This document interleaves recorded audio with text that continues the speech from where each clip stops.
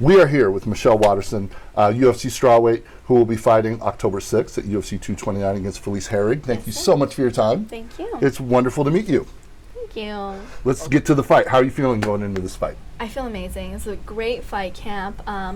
You know, I know that we just signed a new contract with the UFC, and so this is the prime time of my career. And so my husband has really been able to step it up as far as being a bigger part of my camp, and it's been an amazing feeling, really, to have the help from him, and the support from him to know that he believes in me and how far he knows that I can get. So just him stepping up and taking on some of the responsibility of that I would normally do, taking Ray to school, making her lunch, picking her up. Like those little small things that you would think are just kind of routine. Right. Those are the things that can wear you down in a fight camp, because, you know, recovery is just as important as training. And so by him doing those little things, I have, you know, half an hour to an hour to rest. And that rest has really reinvigorated my body, my mind, my spirit, my fighting soul, and I feel fresh and ready to go. That's really cool. And you know, how did your daughter feel about her mom being a UFC fighter? Oh, she loves it. She really does love it. Every time she introduces me to her friends or her teachers, she's like, "This is my mom. She's the karate hottie." So she's the one embarrassing me. I'm like, "Don't say I'm the karate hottie." But she really does. She enjoys it. She sometimes she can get camera shy, because, you know, the cameras are always around, and sometimes she can get camera shy, but for the most part she really does enjoy it. And I think it's great to have her around people that are motivated and driven, and goal oriented, because it's going to be normal to her to see people strive for greatness. You're coming off a tough split decision win over a tough fighter in Courtney Casey.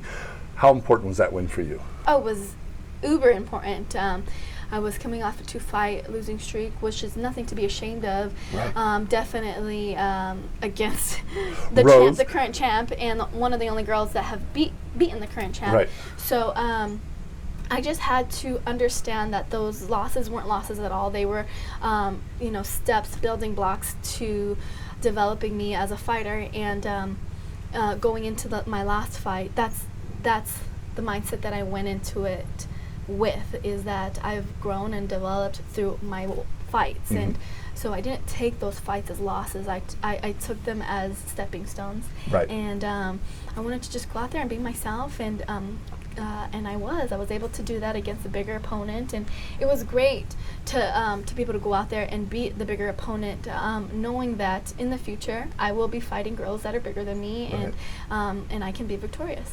How has that been, that transition been? Because fighting at atom weight at 105 is versus 115, so like 115, 125, or even more so. You know, I think that when I made the decision to move up to strawweight, that's one of the things that I had to deal with. It's like, no, it's not an excuse. You're moving up to strawweight, and you're gonna make it to the top. You're gonna climb the ranks, and you're gonna make it to the top. And so I can't, and I won't use the fact that I'm a smaller, you know, strawweight as a crutch. It's not a crutch. It's for me. I have a lot more tools than a lot of the other girls in the strawweight division that give me an advantage. So, what kind of tools? Are you talking speed? I would say, yeah, for sure. I would say my speed. I would say my ability to capitalize on openings. And, you know, they say speed equals power, so just because I don't have or look like I have the muscle to knock somebody out, my speed and my accuracy is definitely going to pack a punch. Right. What do you see in a fighter like Felice Herrig, who you'll be fighting on Saturday? You know, Felice comes from a kickboxing background, but I do believe that she has made the decision to evolve as an MMA fighter. Has really been working a lot on her jiu-jitsu, especially after her loss against Paige. So seeing that she's putting forth the effort to evolve as an MMA fighter makes me take her seriously as an opponent, but I do believe that I have more tools in my toolbox than she does. My next question was going to be, where do you have the advantage? Where do you feel like you have the advantage over Felice? I feel like her style is very black and white, and I'm able to blend Like if you take two canvases, hers is going to be a black and white picture, and mine is going to be a colorful picture, like a Bob Ross picture. I like it. I like it. And how do you see the fight going? I've seen the fight going 1,000 different ways. I've imagined fighting her 1,000 different ways. Standing, I feel like I can pick her apart from the outside, or I can stay in tight on the inside and take her down. I can reverse against the cage. I can choose to keep it standing, or I can choose to take it to the ground. I can finish the fight with ground and pound. I can finish the fight with submission. So wherever the fight goes, I'm comfortable. Sounds like you're big on visualization. I'm big on preparing myself. Gotcha, from every angle. Yeah. And how do you feel in Albuquerque? I love Albuquerque. Albuquerque has become my home. Jackson's is my family. Coach Wings, Coach Jackson, Holly, everybody there, they're my family. So that's where I go, and that's where I'm at peace. All right, you're opening the main card on Saturday, UFC 229. Why should people tune in?